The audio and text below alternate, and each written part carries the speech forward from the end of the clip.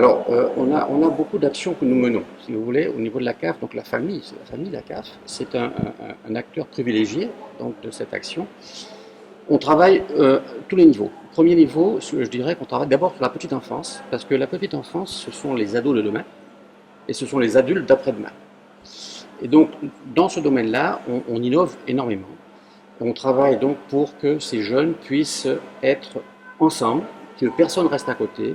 Il n'y a pas des crèches pour les gens qui ont de l'argent ou les autres. C'est tous ensemble pour apprendre à vivre ensemble et de mieux vivre demain matin ensemble. Voilà. Donc on travaille aussi sur la parentalité, évidemment. On travaille sur la jeunesse, on travaille sur le logement. Donc tout ça dans ce on appelle des CTG. Ce sont des conventions territoriales globales. Quand on a commencé les actions il y a 1 an et demi, on était à une CTG sur la Guadeloupe. En 2020, malgré tout ce qui s'est passé, la pandémie et autres, on a signé 6 CTG. Et cette année, on va en signer 21. Tout ça pour être au plus près de la population, des besoins de la population, et d'aider aussi les maires à pouvoir mettre en place leur politique sociale de territoire. Voilà. Donc nos techniciens sont là, on n'est pas uniquement à la CAF des payeurs, on est là aussi pour pouvoir aider les maires à mettre en place leur politique sociale. Travail collectif, vous savez, on travaille tous ensemble, on a chacun donc la même volonté de laisser personne sur le bord de la route, surtout les personnes les plus déshéritées. Nous, ce que nous voulons tous ici, c'est une vision partagée, c'est être présent pour ces personnes-là, ces personnes qui ont besoin de nous. Tout d'abord, aujourd'hui, on était ici, enfin moi j'étais ici au conseil départemental et puis on était tous en visioconférence à l'invitation de la présidente du conseil départemental qui préside aussi la conférence territoriale de l'action sociale et de la famille, qui est une réunion de l'ensemble des partenaires qui travaillent à la résorption de la pauvreté et tous les aspects sociaux dans le département. Et donc à cette occasion-là, nous avons effectivement fait un premier bilan de la mise en œuvre de la stratégie nationale, locale, de prévention et de lutte contre la pauvreté en Guadeloupe. Ce bilan, il est plutôt positif. Il est positif à plus d'un terme. Premièrement, parce qu'on a réussi à mettre en place cette stratégie. C'est une stratégie qui est cofinancée à part égale par l'État et le département. C'est un point qui est important. Pour 2020, c'est 3 millions d'euros chacun. Donc ça fait 6 millions d'euros qui sont déployés. À travers, au-delà des crédits, ce qui est important, ce sont les actions concrètes. Et on a pu voir qu'il y avait un certain nombre d'actions concrètes qui avaient été déployées. Des aides à la crèche, des aides pour les étudiants, des aides pour le logement social, puisqu'on a modifié par avenant cette stratégie.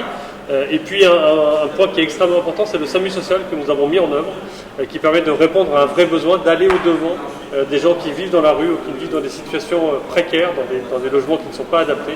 On peut aller au-devant d'eux, on peut leur apporter du réconfort et puis ensuite du soin aussi, puisque le SAMU social, l'intérêt c'est qu'il y a des psychologues, qu'il y a des infirmiers et qu'on peut les insérer ensuite dans un parcours qui vont leur permettre de retrouver une place et une vie dans la société.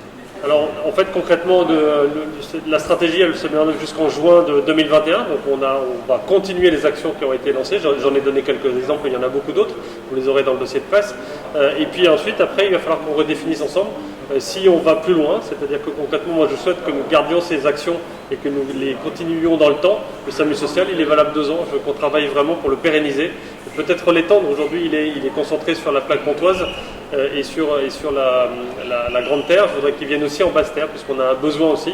Pour ça veut dire qu'il faut qu'on pérennise du financement, il faut qu'on travaille sur la stratégie, il faut qu'on trouve peut-être d'autres financeurs avec nous, avec les collectivités. Voilà, c'est tout ce travail qu'il faut qu'on fasse.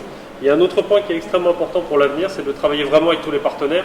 Là aujourd'hui était présent le département, la CAF, la CGSS, le rectorat, l'ARS, donc tous des acteurs qui sont extrêmement importants. Il faut aussi qu'on puisse mieux impliquer les collectivités, avec les CCAS, avec les communes et les EPCI, parce que ce sont des acteurs importants, ils connaissent le terrain, ils connaissent le besoin, et on a besoin d'eux aussi pour travailler à des réponses très concrètes et très précises sur le terrain. Cette conférence, elle est très importante parce qu'elle permet de réunir tout le monde dans un endroit pendant 1h30 ou 2 heures, pendant lequel justement on va pouvoir avoir tous la même présentation de l'information, de savoir quels sont les actes sur lesquels on peut se développer, avoir les remarques des uns et des autres. Et puis c'est le travail en amont qui est important, puisque pour arriver à ça, évidemment, il a fallu définir ensemble la stratégie et être d'accord sur cette stratégie de lutte contre la pauvreté. Donc ça sert à ça en fait, ce genre de réunion. Ce qui compte principalement, c'est pas cette réunion, c'est tout ce qu'il y a derrière, c'est-à-dire toutes les actions qui sont faites au profit de la population, au profit de ceux qui en ont besoin. J'ai cité tout à l'heure les aides pour les crèches, les aides pour les enfants en scolarité, les aides pour les étudiants, puisqu'on en a parlé tout à l'heure, les aides pour le logement social, le SAMU social. Voilà des actes vraiment qui sont très concrets et qui sont ceux qui justifient en fait cette réunion.